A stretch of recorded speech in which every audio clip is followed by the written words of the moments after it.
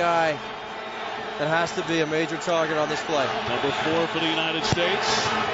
Lennon sends it in, the header, and it's into the back of the net. The United States strikes, and it's Jimmy Conrad. Jimmy Conrad finds the net. 1-0 USA. Jimmy Conrad, a late bloomer. He'll be 30 next Monday. A big goal in his career. Well, I mean, you have such a game, a defensive game, the kind that he's had already tonight. But he didn't even have to jump for this. This ball was perfect for him. He was able to snap that in the corner as well. Yeah, thanks so much for agreeing to do this. And yeah, no problem. How busy you are and how early it is for you as well. Oh, I got kids. I'm up. I've been up for a little while, so it's all good. Oh, so you get used to it now. Yeah.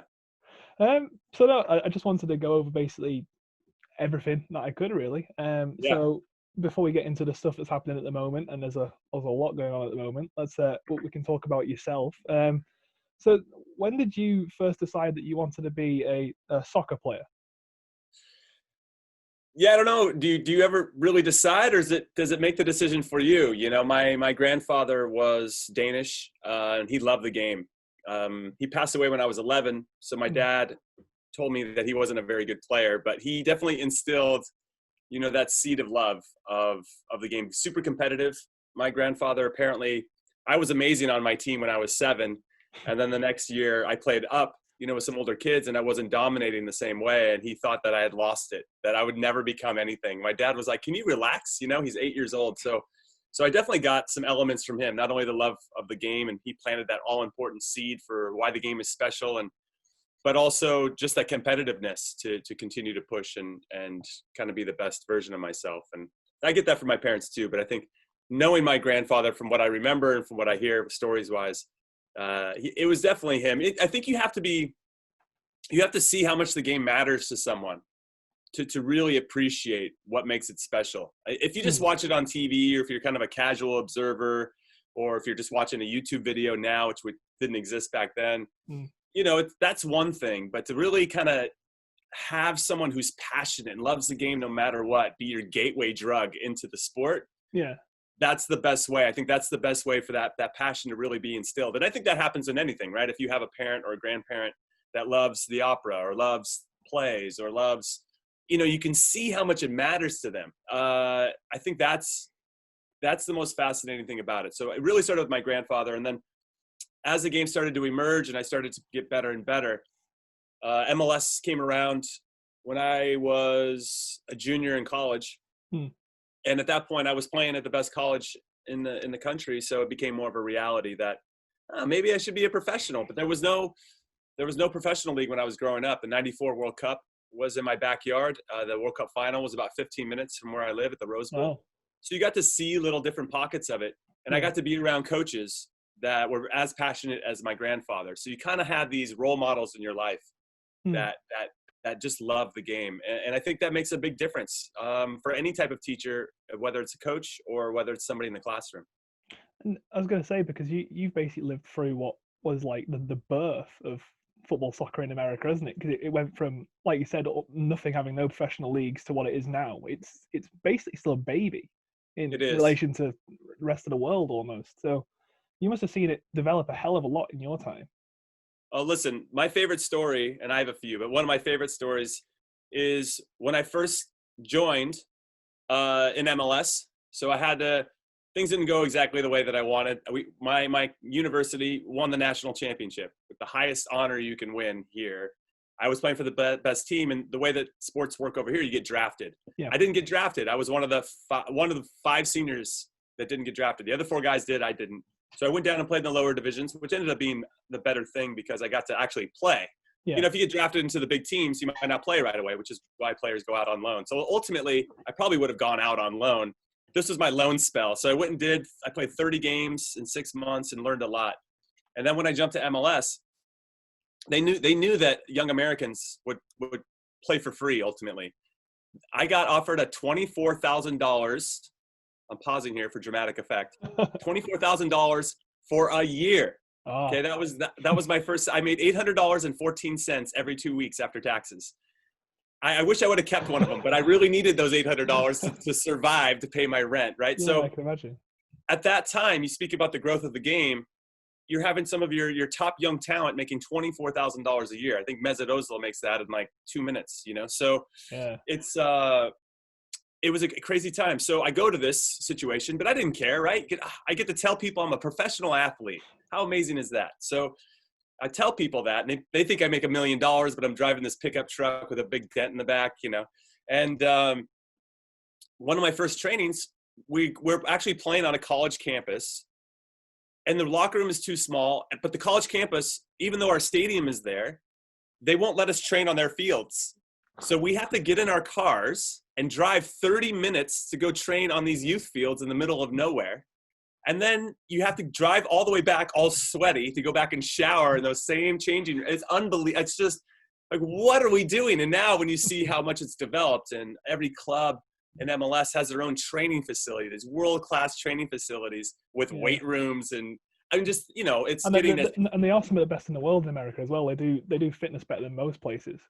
Oh, it's no question. It's no question. And you know, MLS is finally kind of gaining grounds in that area as well. And the owners are starting to understand why that investment is important.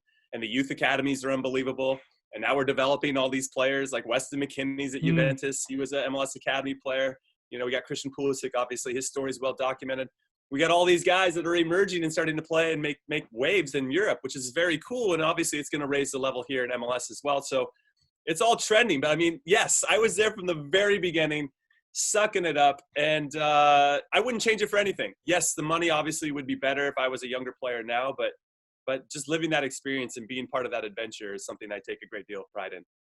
So would you say then because like you mentioned, you didn't get drafted originally, and you have those setbacks. So where would you say your break came about? Would you say it was in actually getting to go to the lower leagues and develop a bit more there, and then getting scouted from there? Or did you have something else along the way? I think there were a lot of little steps along the way. You know, I got told when I was younger that I wasn't good enough, you know, to be a player in college. I got a letter from UCLA, the school that I ended up wanting to go to, my dream school, because there was no other thing to aspire to. There was no professional league. So UCLA was it. I could go see those games, right? And I think that's important. Like, if you want to be a professional at anything, going to see what that looks like, whether that's, you know, at the stadium, or whether it's, you know, if you're into the arts, just going to see what those performers do, to put it out there, is really important. And so UCLA is the games I went to. And at that time, man, dude, they had Joe Max Moore. I think he played for Everton for a while. Brad Friedel obviously played in England for a long time. Kobe Jones, obviously. Growing up. Yeah, we have a whole bunch of goalkeepers. A famous Kobe Jones, obviously, very familiar name for people of a certain age. I think he played at Coventry for a while. Like, we had all these guys coming out of UCLA. So we had more players at UCLA. When I say we, produced more World Cup players, I think, than any other university in the States. So. Wow. Yeah, this is like a factory, this place. And so I really wanted to go there, and it didn't work out. They sent me a letter saying, you're not good enough. We don't really know who you are.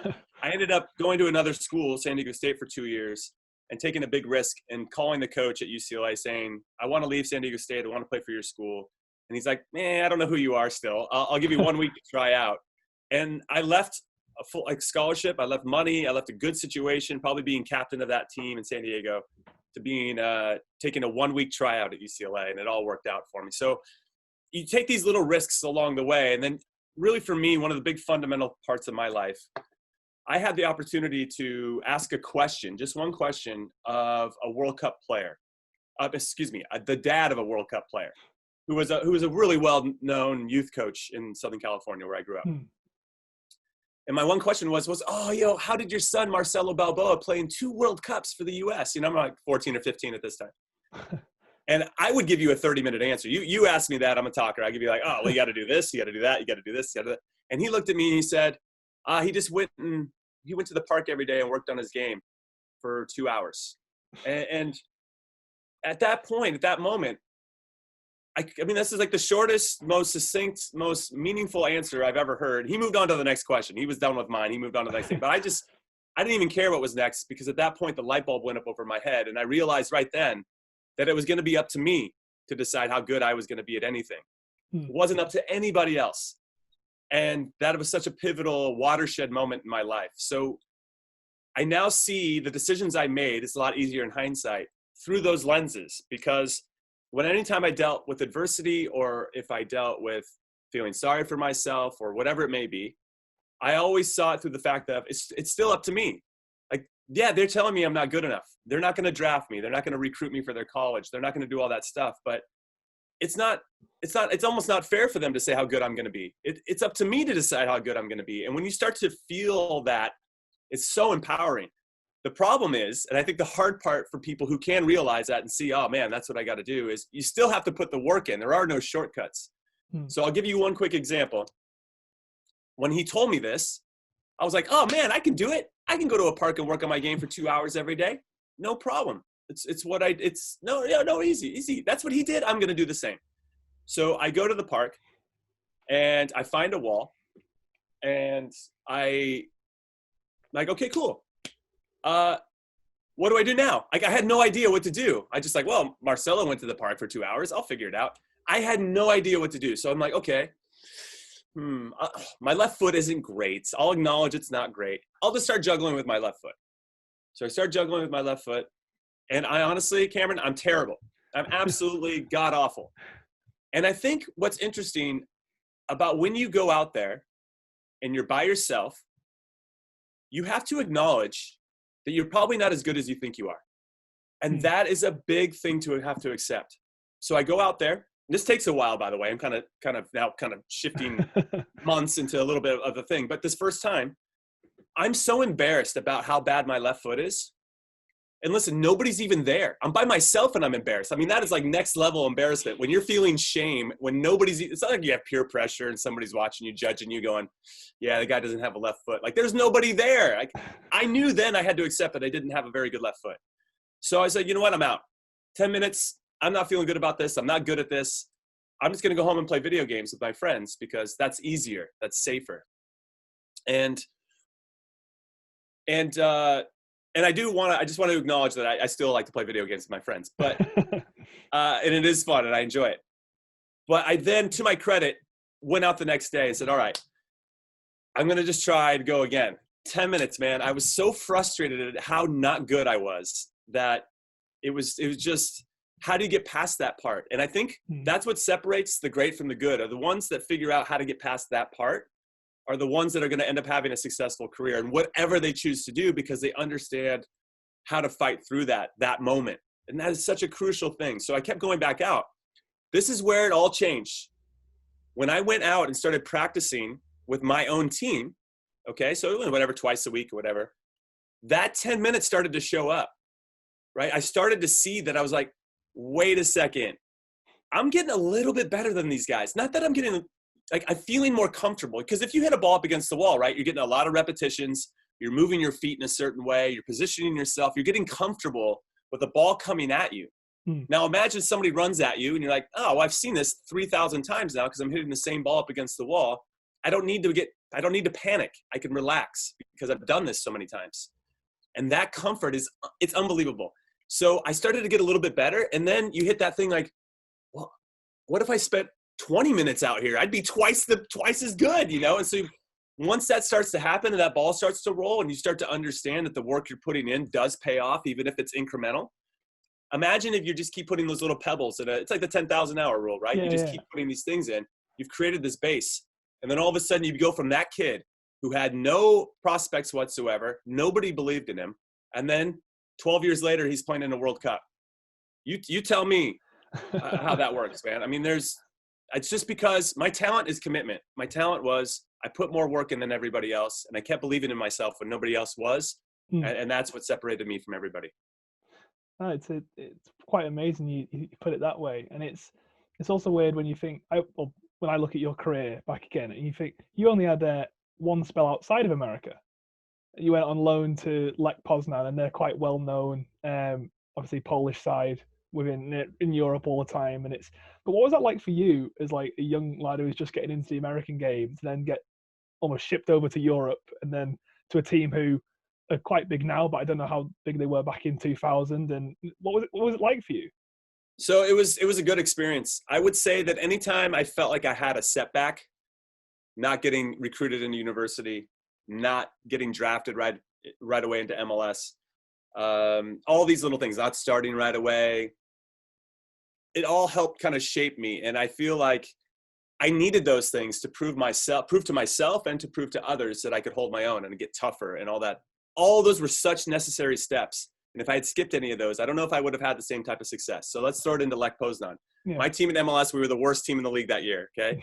We were terrible. And we didn't make the playoffs. We love playoffs over here in America. Yeah. And because there were only 10 or 12 teams at the time, we had like 4 months off before the next season started. It was a crazy, crazy time. And like we were talking before, the wild, wild west, like what is happening in the league right now? Nobody's being paid and the seasons are really weird.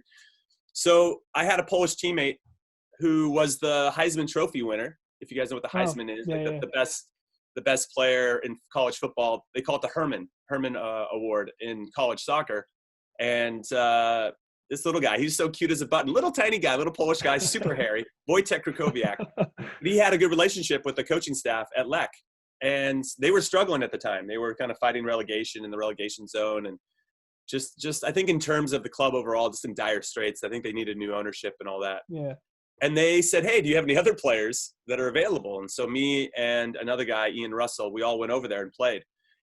It was great. And what I loved about it was that they hate Americans. Like, not in a pop culture way, but just there's no way they're going to let an American be good at this game. Like the stereotypes of Americans in the sport we're still fighting through it a little bit, but obviously it's changing due to the emergence of some of our younger players specifically today.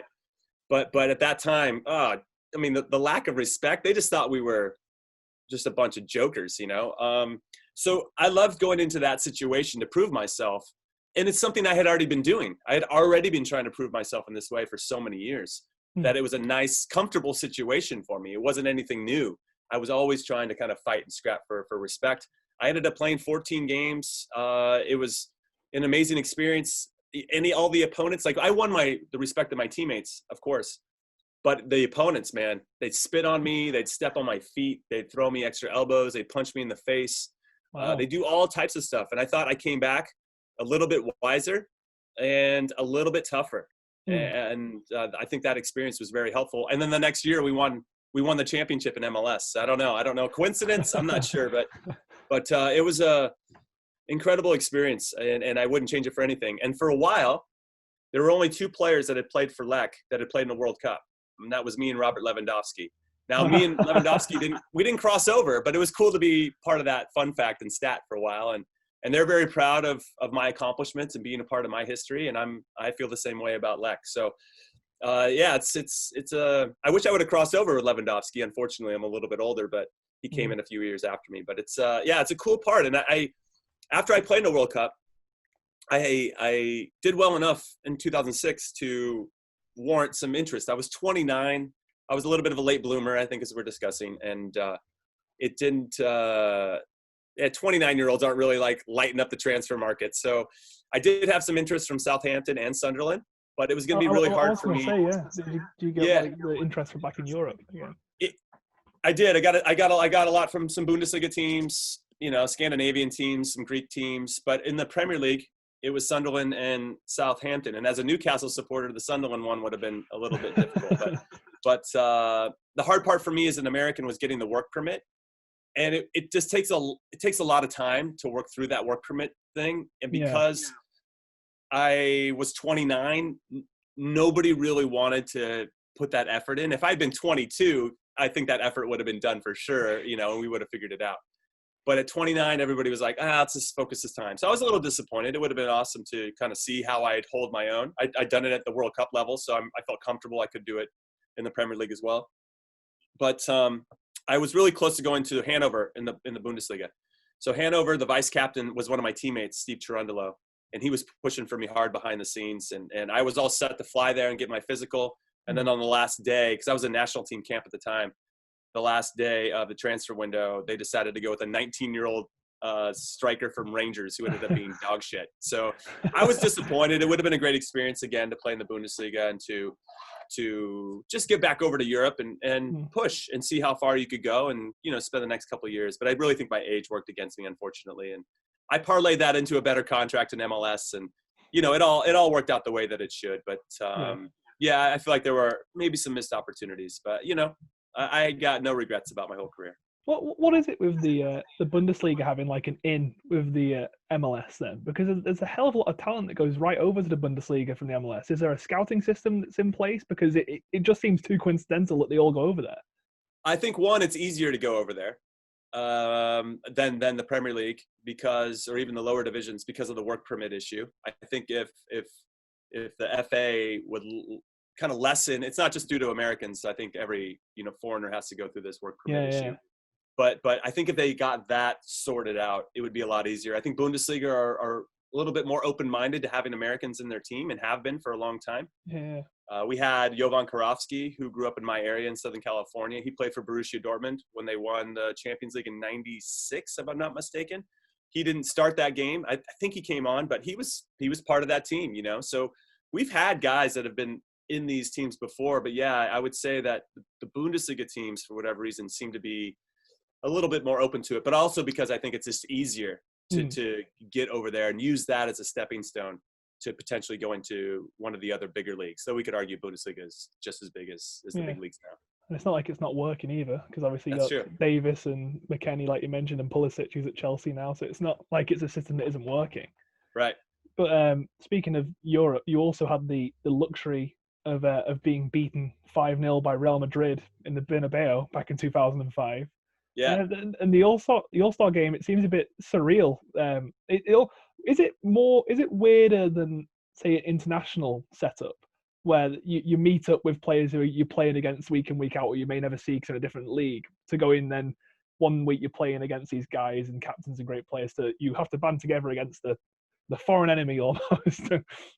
Yeah, there's something unique about the MLS All-Star game. And I'll get to the Real Madrid one in a second. But I always thought it was obviously a great deal of pride to be nominated by your peers to be a part of this team. So it starts there. Secondly, it was cool to get these big opponents to come in. I got to play against Chelsea in 2000. It was 2007 maybe, or 2005, later, somewhere in there. And to see or to have the opportunity to run up against Didier Drogba. Shevchenko had just signed. You got Lampard, John Terry, Essien. Yeah, this is a solid team all the way through. So it's just cool to see. Yes, it's still a bit of a glorified friendly. And, yeah, you're playing with guys that you don't normally play with on a weekly basis, but they're really talented players. I mean, you're playing with some of the best players in the league, so it's not hard to adapt. It feels like joining your national team when you're playing with, like, the best players in the league or the best players in your country. So that wasn't that much of a drop off. It's just kind of getting everybody on the same page about like how are we going to press? And that's the big thing when you play against a club of that stature, or anytime you're playing against these clubs, where and when you try to win the ball is so important. And those are a lot of subtleties and nuances that you can't get just by showing up 3 days before a game. Now, in fairness to our team that got slapped around by the Galacticos in the Bernabeu in 2005. We found out about that game as players, that it was a possibility on a Saturday night, okay? What happened was there was the last friendly, or Madrid does it every season, where they bring in like a smaller club. Yeah. They make all the tickets free for their fans, and it's just kind of like a glorified friendly. So that fell through. I can't remember what happened to the club that they wanted, but Beckham was on Madrid. Yeah. At this point, I think there were already conversations and talks about him coming to America. Pepsi's obviously one of his big sponsors at the time. Pepsi was going to be involved in this game in some capacity. And they said, hey, why don't we just see if MLS wants to throw an all-star team together? So the word starts to spread, and once it becomes official that it's possible, we find out on Saturday night. And once that's all done, like my coach didn't want me to go because I had missed the whole summer with my national team in our Gold Cup, which is the Euros for us over here. And I was like, you can't not let me go to play against Madrid in the Bernabeu. So I kind of talked him into it. He said, fine. He wasn't happy about it. Sunday, we leave. We fly out and all meet in Chicago. And then we go straight from there to take a red-eye flight. So we're through the night and wake up in the morning, Monday morning in Madrid. Right when we land, we're all jet-lagged and tired because it's hard to sleep on a plane. We get off the plane, we go straight to the Bernabeu to train. Obviously, an amazing experience just to be on the field. And you're like, oh my, what? Is this a dream? This whole thing's a dream? And then the next night we play against Galacticos. I mean, it's just, you could be one of the best teams in the world. And if that's how you're going to prepare for a team of that quality, you're going to get smoked. So we also had a bunch of guys. I remember one in particular, Ronnie O'Brien, who I love, and he was being realistic. But like before the game, he's like, "Hey guys, if we just lose this 3-0, that'll be a victory." And I was like, "Yo, dude, like that's not what you say before a game, you know? Like let's keep the spirits up, you know, whether it was true or not, whatever." So it was an incredible experience for me. I will be honest, I learned more in those 90 minutes about watching the top players in the world and playing against them and seeing how they move and how they support each other and how they communicate. I'll never forget it. And one of the main messages that I send back to the players that ask about our younger players, that was a glorified friendly. They knew that we came in and didn't have much time. They could have taken it easy on us, right? Those guys worked their asses off. When I see... R9 scored a hat-trick, didn't he? No, he scored 2. Oh. He was close. He probably should have had a hat-trick, but he had 2. They could have just taken it easy. And how hard they work to support each other and how they move, their habits and disciplines.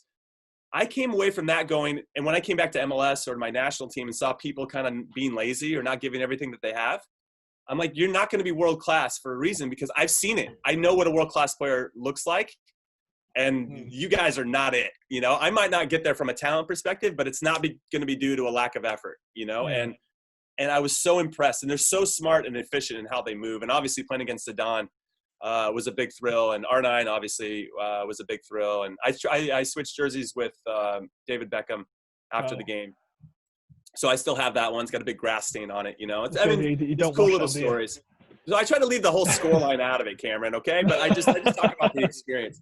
But in fairness to us, you know, we didn't really have much preparation for it, and that kind of speaks to the team shape. Like, you get out on the field, we don't know how we're going to move. Like 3 guys are trying to press the ball. The other 3 guys are like, I'm dead tired chasing it. Like, just was like that kind of stuff, which would only give us a better chance of winning or at least competing. We just didn't have that. I will say, though, even if we had 3 weeks to train, those guys probably would have beat us anyway, because they're really good. Do you have almost, especially yourself, because there's a plethora of players and world-class players that you've played against, and we'll come to one in particular later on.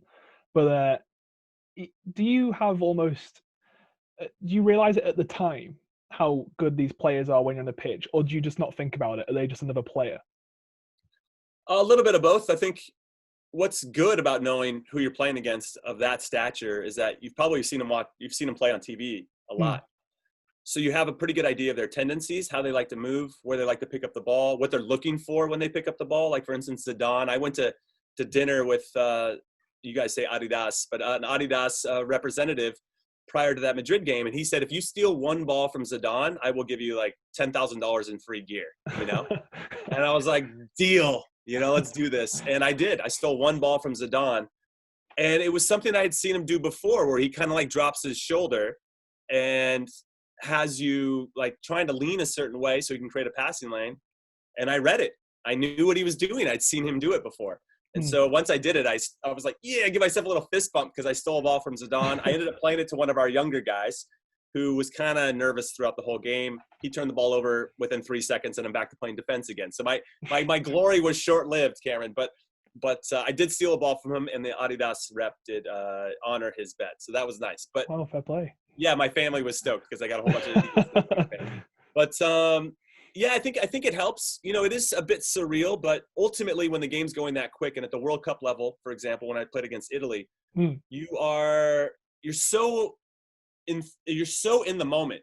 I don't have time to think, oh wow, there's Del Piero, or God, man, Alessandro Nesta is a good-looking man up close. You know, like you don't have time for that type of stuff. You know, you just have to kind of get on with it because the game is moving so fast. I loved playing at the World Cup level because I didn't have time to think other than what was happening right then. Every roll of the ball mattered, which I really loved.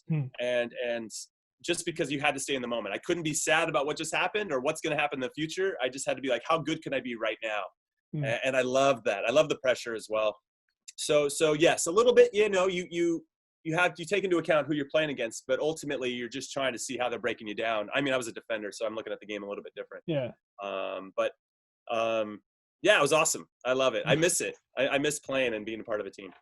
That said, when someone gets to slide tackle Messi, as you pointed out quite a few times, there must be something that goes like, "Oh my God, that just happened," and then you have to get back to it.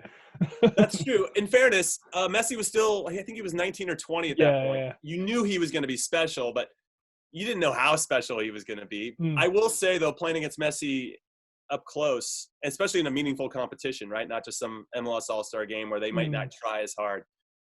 Yeah, that guy is so fast. And he doesn't play backwards. He doesn't run backwards. He's just always looking to play forward. He's either going to run. If he plays a 1-2 and he runs past you, you have no chance. He's so slippery and he's so strong and he's so fast. You actually have to like read him playing that like a 1-2, like 5 plays before, so you can put yourself in a good position, or you just have to foul the guy. You know, there's another play too. I roll that clip quite a bit, but there's another play too where I do kind of trap the ball in the corner. And he kicks me, and I like kind of shield it out towards the end line, and then he gets all mad that the foul came. I mean, you guys kicked me pretty good, you know. So, yeah, you have these cool moments, and it was what I loved. I think more than anything was that I read that pass that got played to him on that tackle, because they tried to no look it to me. This is crazy to say. It's like I'm playing FIFA, but I had Hernan Crespo kind of running inside of me at the same time, and then Messi kind of peeled off, and I could see that, and I think it was Riquelme who was looking at the Hernan Crespo pass, but I knew I had some cover in the middle if he did make it, but I knew that he was going to, I guess that he was going to probably try to play it out to Messi, who would have been like in a 1v1, or at least at an angle coming at me. Yeah. I was like, I can't let that happen. That guy's going to torch me. So, you know, that type of stuff. I got there quick. I read the pass and made a good tackle. So you have these little thrills. I'm glad it's on camera, so it kind of validates me as a defender in some ways. You're not just a crazy person who says, I did tackle Messi. I did, I swear. It's somewhere. Exactly. If somebody says it should be my calling card, anytime it's like, who are you? You're like, hey, let me show you a video, you know? But another fun part about that story was that Argentina did end up beating us, and they should have. They were the better team for sure. But I was dead tired. You know, you're dead tired chasing these guys around for 70, 75 minutes. And they brought Carlos Tevez on. And I was like, what? This isn't even fair, you know? They're bringing this guy on. So Tevez picks up the ball because we're down, so we're chasing the game a little bit. We're pushing more numbers forward to try to get back into it. Tevez picks up the ball midfield, and it's just me and him, 1v1, off to the side a little bit. And I was like, oh, my God, I'm so tired. This guy's fresh. And I just jockeyed him until we got to around the top of the box. I started to put a little bit more pressure on him.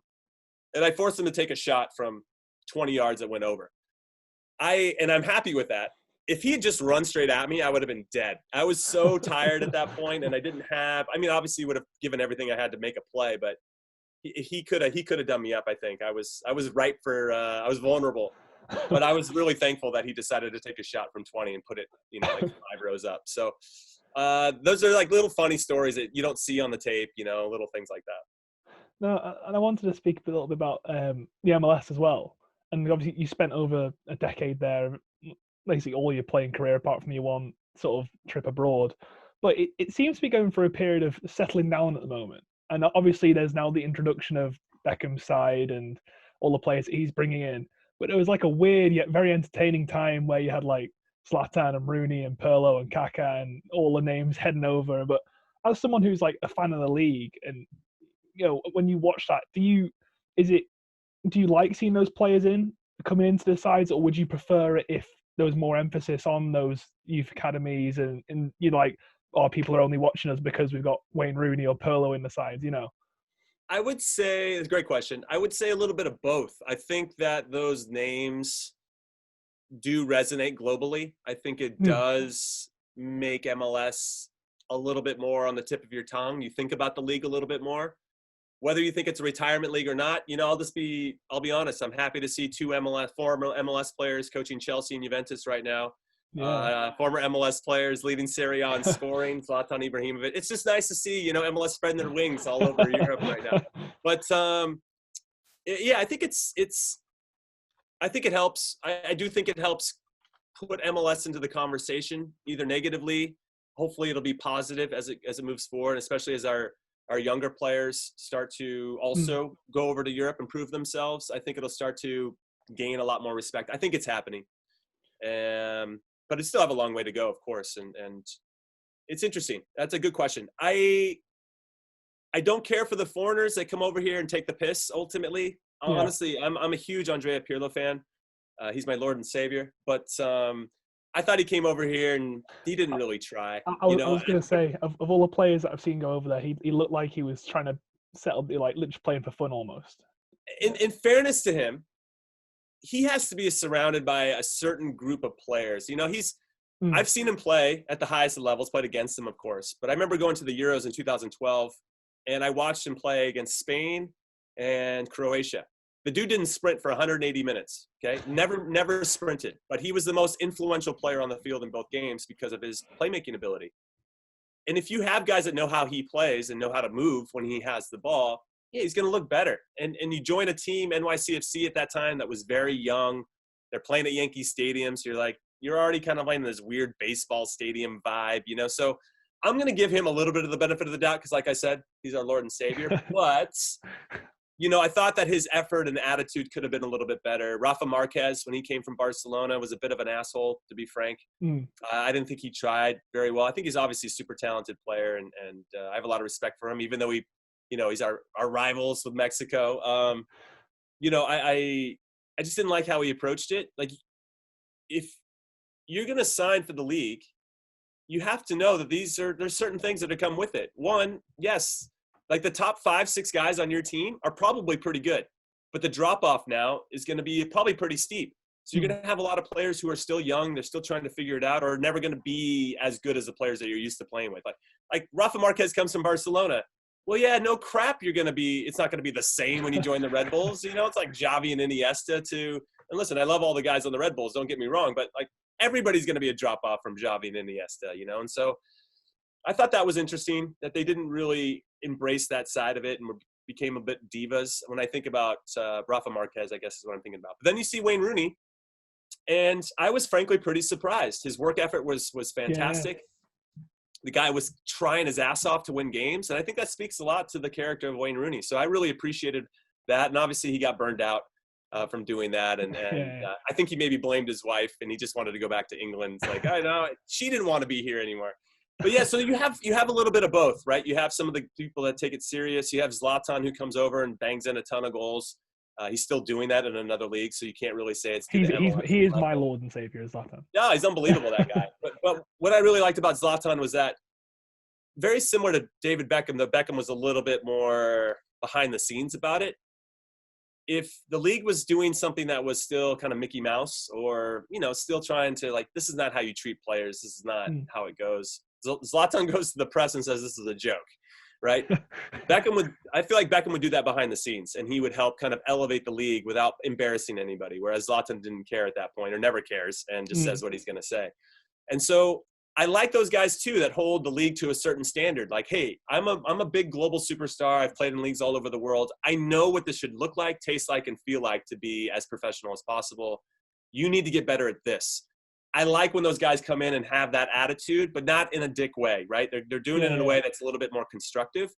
And I thought Beckham was amazing at that. He's definitely a pioneer with regard to really holding the league accountable and the owners accountable to making this process better. Otherwise, you're just never going to get those players that you want to, if you really want the league to grow, right? And I think that was kind of it. But we're here now, and I think there's, 27 teams? There's so many teams now, going to grow to 30 here pretty soon.